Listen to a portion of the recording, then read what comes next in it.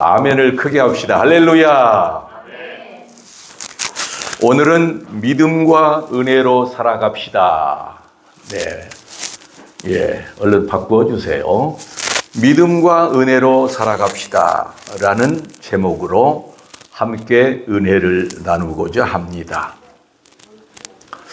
많은 사람들이 인생을 나그네라고 그렇게 말하고 있습니다.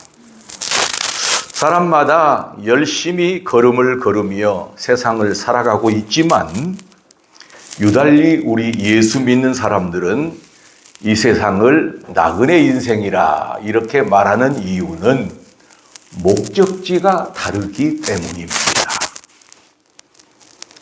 도착할 장소가 우리는 다르다 그런 말씀이에요. 우리네 인생이 이 세상 살면서 이 동네 저 동네 살아가고 있지만 우리의 본향은 이 세상이 아닙니다. 영원한 하늘나라입니다. 이러한 생각을 갖는 것이 아주 중요합니다. 지금 저나 여러분이 잠시 있다가 떠날 나그네 인생을 살아가고 있는 것은 분명합니다. 어떤 사람은 말하기를 우리의 인생, 모든 인생은 지금 활 시위를 떠난 화살과 같다.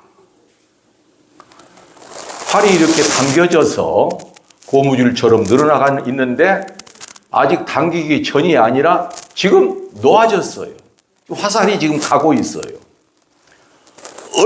순간적으로 얼마 있으면은 눈밭에 꽂히든지 관역에 꽂히든지 땅바닥에 떨어지든지 떨어지고 맙니다. 그렇게 인간은 휙 지나갑니다.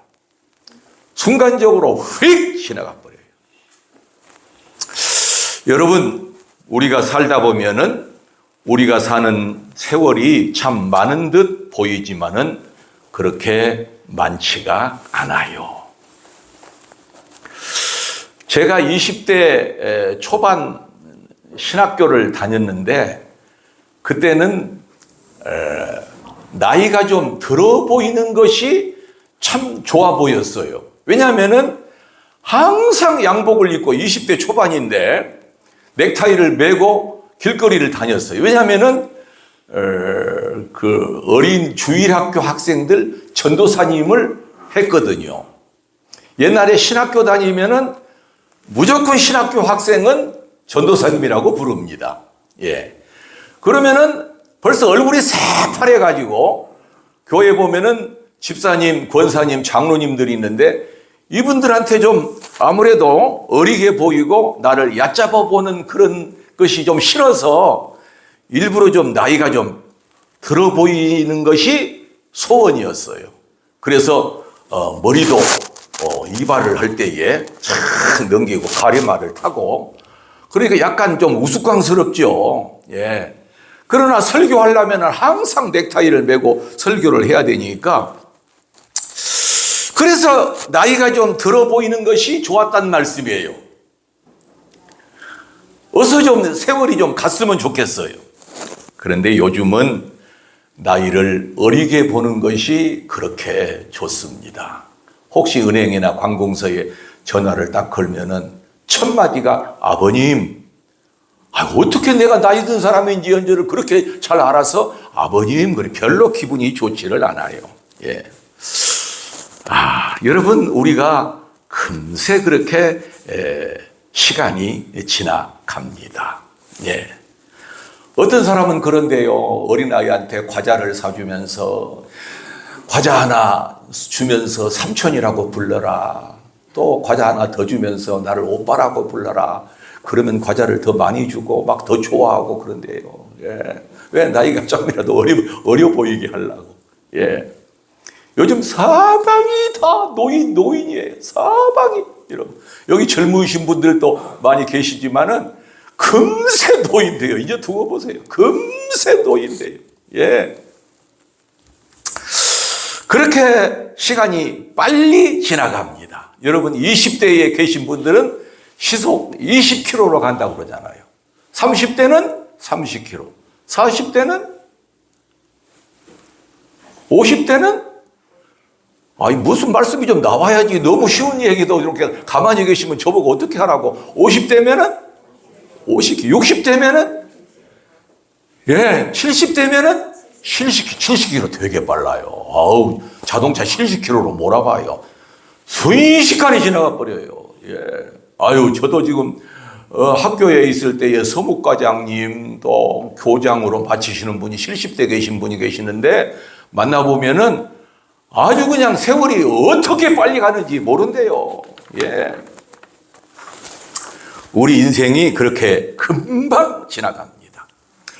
그러면 우리 예수 믿는 사람들은 이렇게 금방 세월이 지나가니까 우리 인생에서 아름다운 발자국을 남겨야 합니다.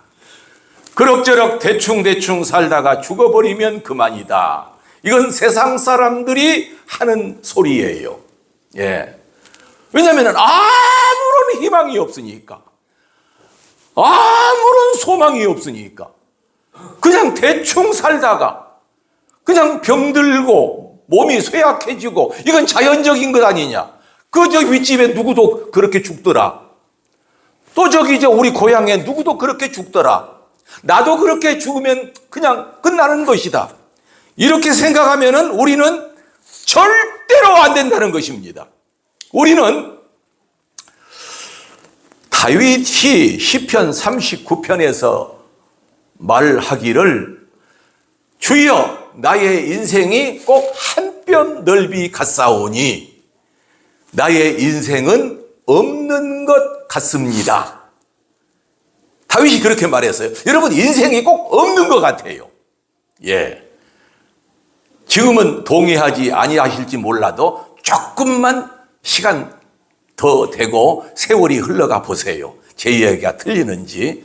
저도 젊어서는 상당히 인기가 있었고요. 상당히 잘 나가는 사람이었어요. 사람들이 막 제 뒤에 좀 따라 붙었어요.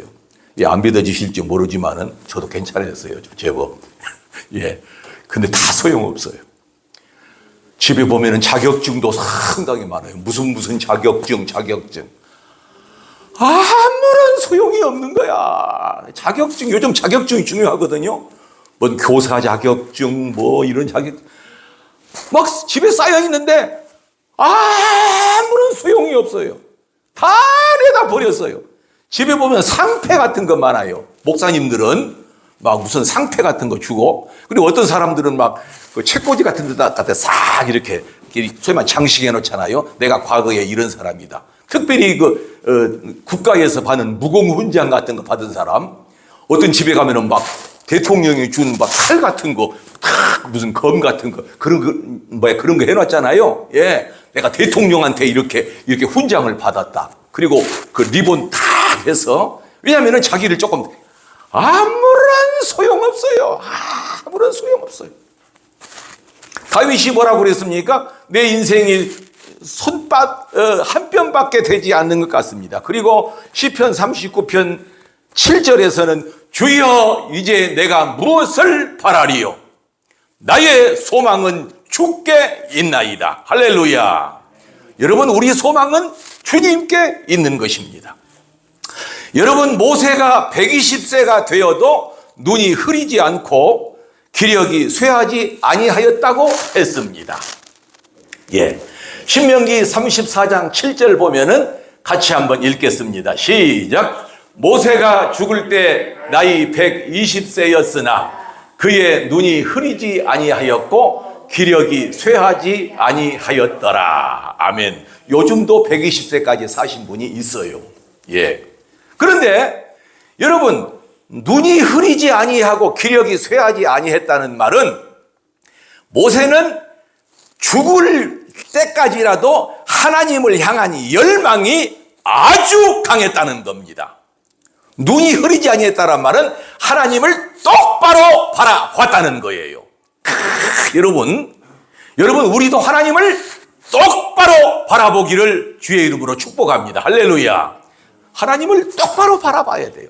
비록 몸은 조금 나이가 들어도, 우리가 몸은 쇠약할 수가 있어도 하나님을 사랑하는 그 열망이 조금도 식어져서는 안 됩니다. 나이가 들어가는 것은 어쩔 수가 없지만은 우리가 굳건한 믿음을 가지고 하나님 앞에 끝까지 나아가야 됩니다. 여러분, 신앙은 단거리가 아니에요. 신앙은 마라톤입니다. 마라톤. 100m 달리기가 아니에요. 저희 노예에 보면은 큰 교회 목사님들이 은퇴하신 분이 좀 계세요. 제가 노회에 20년, 30년 쭉 있었기 때문에 제가 현재 노회장입니다만은 이제 저보다도 훨씬 큰 교회 그 목사님들이 계세요. 그때는 아주 대단했어요. 아주 한국 교회에서도 좀 알아주고. 근데 은퇴를 했단 말씀이요. 아니, 근데 이게 웬일입니까? 은퇴를 하시고 나니까 믿음이 그냥 툭 떨어지시는 거예요. 안타까울 만큼. 그냥 때로는 수요 예배도 그냥 잘 못 나간다 그러고. 전에는 그러지 않았는데, 현직에 있을 때는 안 그랬는데, 새벽 기도도 그냥 안 나가고, 그냥 믿음이 툭 떨어지는 거예요. 여러분, 그러면 되겠어요? 우리가? 예? 우리가 나이가 좀 들었다고 그래서 믿음이 식어지고 그러면 되겠어요? 더 눈이 초롱초롱 빛나고, 예? 우리가 하나님을 향한 열망이 더 강해지고, 여러분, 그렇게 기도하시기를 바랍니다. 할렐루야. 그렇게 기도하세요. 내가 나이가 들어도 하나님을 향한 열망은 더 강해지리라. 여러분, 성경의 히브리서에 보면은 누구에게나 마지막에는 심판이 있다고 그렇게 말씀을 하고 있습니다. 히브리서 9장 27절 같이 한번 읽겠습니다. 시작. 한 번 죽는 것은 사람에게 정하신 것이요, 그 후에는 심판이 있으리니. 아멘. 그래요. 누구나 다 죽습니다. 죽은 다음에는 심판, 지옥으로 갈 사람 지옥으로 가고 천국으로 갈 사람 천국으로 가고. 여러분, 이렇게 확실히 정해져 있는 것을 안다면은 우리가 허망한 것에 시간 뺏기지 말고, 이 세상, 너무 이 세상에다가 너무 큰 비중 두지 말고, 너무 염두에 두지 말고 하늘나라에 비중을 두고 끝까지 달려가는 저와 여러분 되시기를 참으로 소망합니다. 할렐루야. 오늘 베드로를 보면은 베드로도 예수님을 사랑하는 마음이 참 남달랐습니다. 예수님도 베드로를 수제자로 삼으시고 많이 사랑하셨습니다. 그런데 베드로가 예수님이 돌아가시기 직전에 괜히 무슨 말을 하냐면은, 주여, 이 다른 사람들이 다 주님을 버릴지라도 나는 결코 주님을 버리지 않겠나이다. 아니, 아닌 밤중에 홍두깨라더니 제자들이 없을 때나 그런 게 아니라 저 사람들보다도, 저것들은 혹시 버릴지 모르지만 나는 절대 안 버립니다. 그렇게 호언장담을 한다는 말씀이에요. 그러니까 여러분, 여러분 한번 보세요. 같이 읽읍시다. 시작. 베드로가 대답하여 이르되 모두 주를 버릴지라도 나는 결코 버리지 않겠나이다. 아멘. 이게 뭐죠? 그 어떤 그 의협심, 그 하나님 앞에, 예수님 앞에 자기가 자랑하고 싶은 그런 마음. 여러분, 그거 조심하라고 그랬죠, 우리가. 우리가 그거 조심해야 됩니다. 괜히 좀 우쭐거리고 싶은 마음. 누가 그랬어요? 베드로가 그랬어요. 괜히 우쭐거리고. 가만히 있으면은, 옛날 우리말에 그런 말이 있잖아요. 가만히 있으면 중간이라도 가는데 괜히 나서가지고 여러분, 그런 말이 있잖아요. 괜히 나서가지고 돌뿌리에 걸려서 넘어진다는 말씀이에요. 아니나 다를까 베드로는 예수님이 가야바 법정에서 신문을 받으실 때에 제일 먼저 배신을 했습니다. 여러분, 세상에서 자기 마음을 지킬 수 있는 사람은 사실 아무도 없어요. 자기가 좀 잘 나갈 때는 세상 모든 것이 다 내 것 같이 여겨지고 나의 머리와 나의 지혜로 안 되는 것이 없다고 생각하고 떵떵거리며 살아왔는데 어느 순식간에 사람이 종착역에 다다르게 되는 것입니다. 그때 자기 자신을 뒤돌아보게 됩니다. 여러분, 지금 텔레비전에 뭐 정치판의 야당, 뭐 우두머리 야당에서 대표되는 사람, 여당에서 하는 사람, 뭐 이름이 많이 거론되고 있는 사람들 있잖아요. 아무런 소용없어요. 다 그거 소용없어요.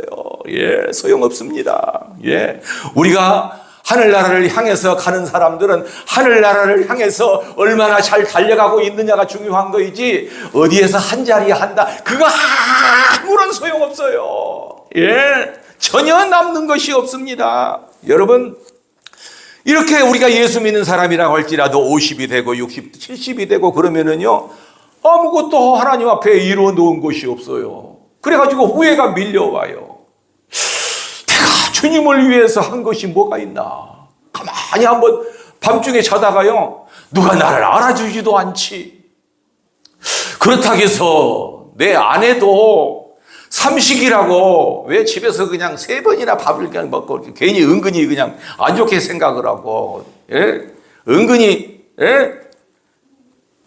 눈짓을 하면서, 예? 사람이요, 사람 대접을 받을 때 좋은 거지, 사람 대접 못 받으면은요, 그렇게 서러운 거예요. 하나님 앞에서도 말이죠, 예? 별로 해놓은 것도 없고, 그리고 자다가 생각하면은, 원래 믿음이 많은 사람이 원래 그럽니다.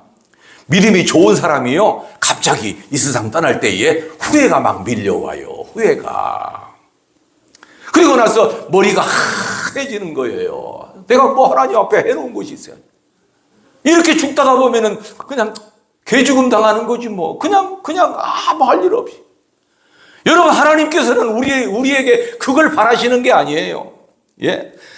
여러분, 디모데후서 4장 6절에서 바울이 뭐라고 고백하죠? 나는 선한 싸움을 싸웠다. 나는 달려갈 길을 마쳤다.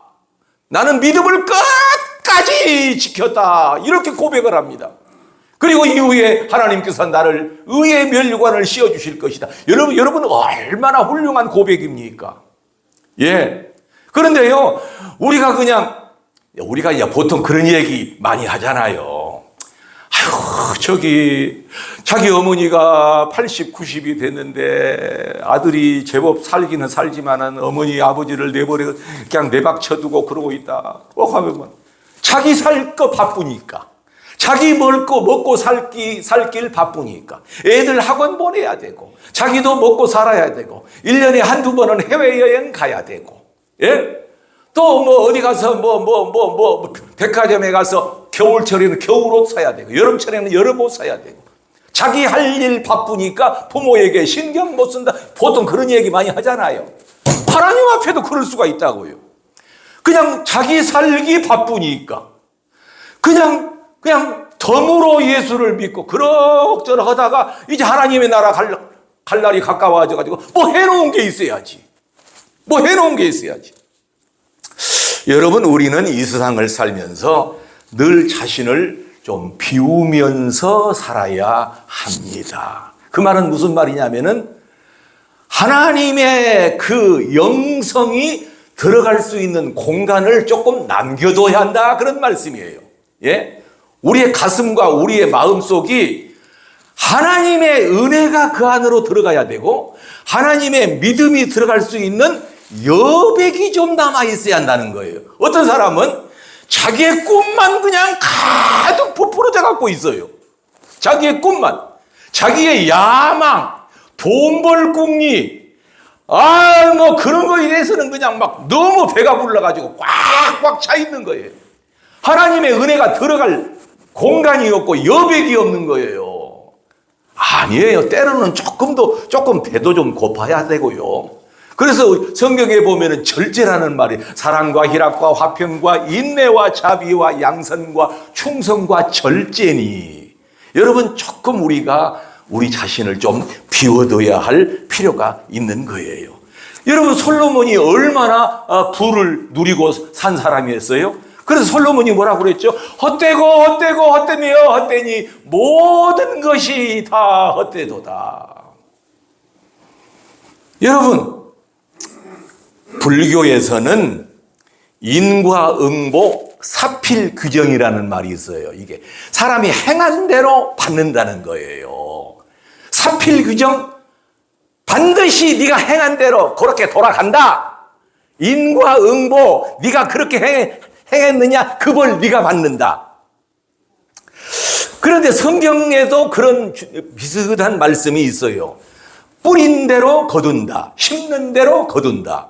이게 뭐냐면 악을 심으면 악을 거두고 선을 심으면 선을 거둔다는 말이에요. 여러분, 이것은 율법적입니다. 율법. 여러분, 율법이 뭐라고 그랬죠? 이는 이로, 눈은 눈으로. 이가 범죄했으면은 이를 상대방을 부러뜨리게 했으면은 그 사람도 네 이빨을 부러뜨려라. 이게 인과응보지요. 여러분, 우리가 율법대로 산다면은 우리의 몸뚱이 하나도 사실은 남아날 것이 없어요. 여기 한번 봅시다. 마태복음 5장 29절 30절까지 이게 예수님께서 하신 말씀이에요. 제가 29절은 읽고 30절 같이 이렇게. 만일 네 오른 눈이 너로 실족하게 하거든 빼어내버리라. 내 백체 중 하나가 없어지고 온 몸이 지옥에 던져지지 않는 것이 유익하며. 같이 읽겠습니다. 시작. 또한 만일 내 오른손이 너로 실족하게 하거든 찍어내버리라. 내 백체 중 하나가 없어지고 온 몸이 지옥에 던져지지 않는 것이 유익하니라. 아멘. 누구 말씀이라고요? 예수님 말씀이에요. 우리가 살아가면서 눈이 범죄하는 경우가 얼마나 많아요. 그러면 눈 지금 다 빠져버렸어요. 지금 여기 계신 분들 눈 다 빠져갖고 지금 예배 드려야 돼. 그래요, 안 그래요? 오른손이 범죄했다. 오른손 범죄 말이 왼손도 범죄하고 발도 범죄하고 지금 오른손 왼손 다 잘라버렸어야 돼. 발도 전부 끊어져가지고 여러분 그런 사람 있잖아요. 그거 보면은 팔도 없고 몸뚱이만 갖고 있는 사람 있잖아요. 의자에 앉아갖고. 우리가 다 그래야 돼요. 여러분, 예수님께서 뭐라고 말씀하셨죠? 마음의 음욕을 품은 자마다 다 간음하였느니라. 옛날 성경에 간음한 자는 무조건 돌로 쳐 죽여야 돼요. 마음의 음욕만 품어도 간음한 자는 돌로 쳐 죽여. 그러면 우리 몸이 지금 남았게 간땡이도 다 버려져야 되고 허파도 버려져야 되고 우리 마음속에 있는 거 우리 뱃속에 있는 거 다 내버리자. 우리가 지금 남아 있을 사람 한 사람도 없어요 지금. 그래야 한다고 그랬거든요. 그런데 그러지 않는 것이 뭐냐면은 우리가 지금 율법 시대에 사는 것이 아니라 은혜 시대에 살기 때문이에요. 여러분, 베드로가 예수님 앞에서 그렇게 당당하게 나는 다른 사람이 더 버릴지라도 나는 주님을 결코 버리지 않겠나이다. 그것이 거짓말이었을까요? 그가 지금 괜히 하는 소리, 저 진짜 그렇게 하려고 그렇게 했을 거예요. 그러나 나중에 예수님이 이제 가야바 대법정에 들어가 있을 때에 요한은 거기 사람하고 잘 알기 때문에 먼저 들어갔습니다. 그런데 베드로가 안 들어가자니 좀 체면이 구겨지니까 어떻게 살짝 들어갔어요. 예? 자기가 그래도 수제자인데 여러분 그런 게 있잖아요. 예? 그래도 내가 이래봬도 예수님에게서 첫 번째 가는 제자인데 예수님이 저렇게 어려운 일을 당하고 계시는데 내가 모른 채 할 수 있어? 그래도 체면 치레는 좀 해야지 하고 살짝 들어갔단 말이야. 살짝 들어갔어. 그런데 이게 웬일입니까? 심부름하는 여종 하나가 너도 예수님 그 예수라는 사람과 함께 있었지? 그러니 그냥 사시나무 떨듯이 벌벌 떨면서 아니다. 나는 절대 저자와 함께하지 아니했다. 그리고 성경에 뭐라고 했냐면은 저주까지 했다고 그랬어요. 누구를? 예수님을. 누가복음 22장 61절을 보면은요. 그 소리를 할 때에 예수님께서 베드로를 이렇게 응시합니다. 쳐다봅니다. 그리고 예수님하고 베드로하고 눈이 마주칩니다. 왜냐하면 예수님이 들을 수가 없기 때문에 도무지 베드로가 하는 소리 지금 그 옆에서 듣고 계신단 말이에요. 지금 가야바가 지금 법정에서 예수님을 막 신문하고 있고 다른 복음에는 안 나오는 누가복음에만 여러분 성경 보세요. 누가복음 22장입니다. 이렇게 베드로를 쳐다보시니 여러분, 그럴 때에 예수님의 마음이 얼마나 쓰리고 아팠겠어요. 그리고 나서 주님이 부활하셔서 이제 처음에 마리아와 마르다에게 나타나시고 그 다음 베드로에게 나타나십니다. 그때 베드로 좀 보십시오. 베드로는 나는 물고기 잡으러 가노라. 그리고 나서 다른 제자들 6명과 함께 모두 합쳐서 7명. 아니, 지금까지 사람을 낚는 어부가 되게 하셔서 3년 반 동안이나 예수님을 따라다니던 베드로가 그 옛날 직업이었던 물고기 잡으러 간다고 그물을 메고 물고기를 잡으러 갑니다. 그 다른 제자들도 따라갑니다. 베드로가 가니까. 그날 밤에 계속 그물질을 했지만은 한 마리도 못 잡습니다. 예수님께서 나타나셨는데 예수님이신 줄도 모르고 랍비요, 그 랍비가 그물을 배 오른편에 던지라 해서 던졌더니 153마리가 잡힌 겁니다. 여러분, 모나미 볼펜 보세요. 모나미 볼펜 옛날 하얀 거 검은 거 있죠? 거기 보면은 숫자가 써 있는데 얼마 써 있어요? 153이 써 있어요. 그게 그 모나미 회사 사장이 예수를 잘 믿는 사람이었던가 봐. 예. 그리고 나서 이제 그 많은 물고기를 잡아가지고 끌어내 오니까 예수님께서 밖에다가 불을 피워 놓으시고 떡도 구워 놓으시고 고기도 구워 놓으시고 얘들아 와서 조반을 먹으라. 그것이 아까 이제 오늘 본문에 나와 있는 말씀입니다. 본문 좀 보여줘 보세요. 네. 조반을 먹으라. 여러분, 우리가 어디를 갔을 때에 누가 음식을 다 이렇게 차려놓고 와서 배고픈데 와서 밥 먹으라. 여러분, 우리 자녀들이 집에 있다가 학교에 갔다가 막 허겁지겁 하러 엄마 나 배고파. 그러면 엄마는 그냥 정신이 없잖아요. 얘가 배고프다고 하는데 정신이 없잖아요. 예수님께서 와서 조반을 먹으라. 그리고 지금 잡은 고기도 좀 가져오너라. 그리고 이제 아무런 말이 없습니다. 성경에 무슨 말이 있었다는 거 전혀 없어요. 그때에 만일 예수님께서 베드로에게 베드로야 너 밥 다 먹고 나 좀 보자. 너 말이야 세상에 나 가야바 법정에 있을 때 뭐 나를 모른다고? 어디 너 뭐 어떻게 그럴 수가 있냐? 나 그때 다 들었다. 내가 너 쳐다본 거 다 봤지. 너하고 나하고 눈이 마주쳤다. 여러분 충분히 그럴 수가 있어요. 그러나 그런 이야기를 전혀 하시질 않고 목소리를 딱 낮추어서 무슨 말씀을 하시는 거 아니? 요한의 아들 시몬아, 내가 이 사람들보다 나를 더 사랑하느냐? 예, 여기 나오죠? 여기 여러분 이 사람들보다라는 말에 좀 주목해 주시기를 바라겠습니다. 왜냐하면 베드로가 다른 사람은 다 버릴지라도 나는 주님을 버리지 않겠나이다. 그때에 다른 제자들을 빗대어서 말을 했거든요. 예수님이 살짝 변죽을 울리십니다. 그 변죽이 뭐냐면은 네가 다른 제자들보다 나를 더 사랑하느냐. 그 말씀 속에 우리가 무엇을 생각해야 되겠죠? 여러분, 우리가 이 세상을 살아가면서 지나간 일에 대해서 맞았다 안 맞았다 이걸 따져서는 사실은 안 되는 것을 우리에게 보여주시는 말씀입니다. 여러분, 우리가 신앙생활하면서 한 번도 실수 안 하고 신앙생활한 사람 없어요. 다 중간에 뭐 이런 일도 겪고 저런 일도 겪고, 예, 사실 주책 한 번 안 부리고 신앙생활한 사람 없어요. 다 정말 목사님 마음도 아프게 하고 그런 사람들 많아요. 저는 그런 사람 많이 봤어요. 너무 힘들어요. 제가 목사 되고 나서 정말 교인들한테 시달리는 거 보면은요, 너무 힘들어요.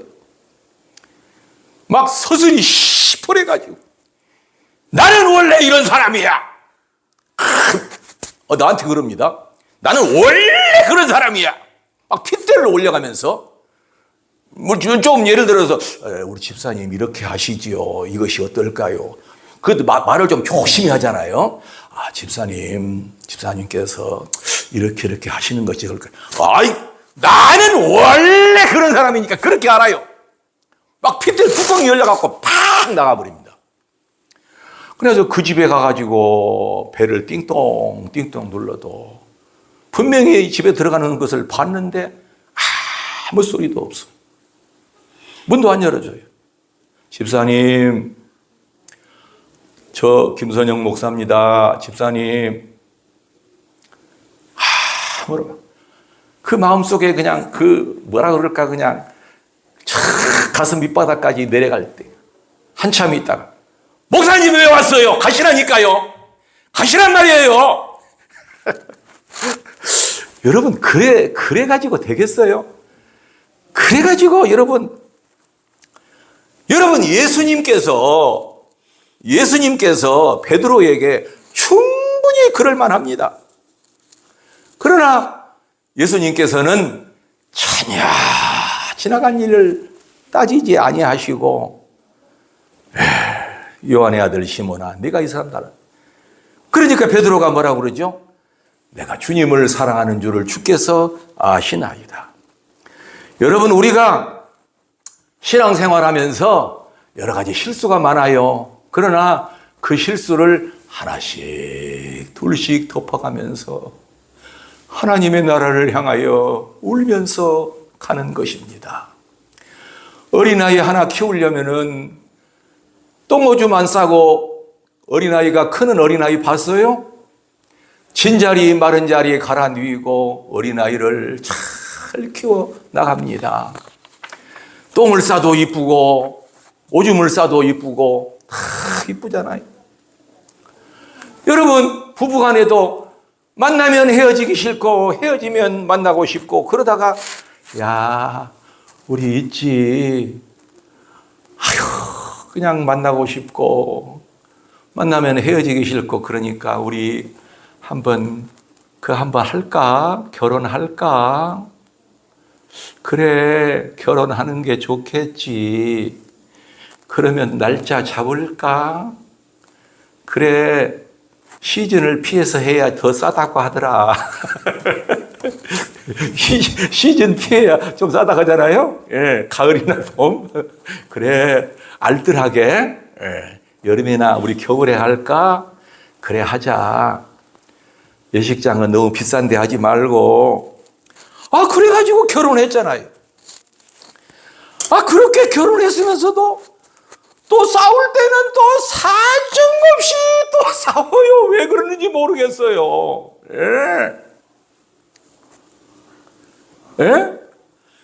이게 왜 그러냐면은 연애할 때는 항상 향긋한 냄새만 났어요.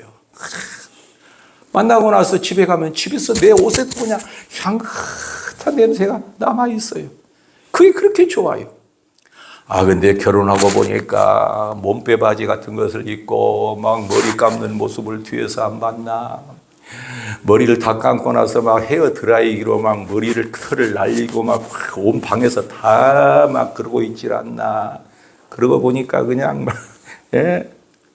근데 여러분, 막 여자분들은 집에서도 좀 좋은 옷을 입고 좀 남편에게 좀 잘 해드는 것이 좋아요. 원래 남자라는 속성이 원래 그래요.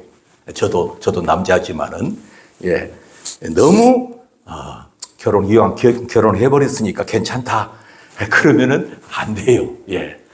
집안에서도 어떤 사람은 남들한테만 잘 보이려고 막 이렇게 하고 막 하면서 막 이러는데 자기 남편한테는 전혀 그러면 안 돼요. 그러면 안 돼요. 남편한테 제일 잘 보여야 돼요. 안 그래요, 담집사님? 예. 남편한테 제일 잘 보여야 돼요. 어떤 사람은 남편이 출근하고 있는데 그냥 다른 이거 소용없어요. 그 사람은 약간 이상해.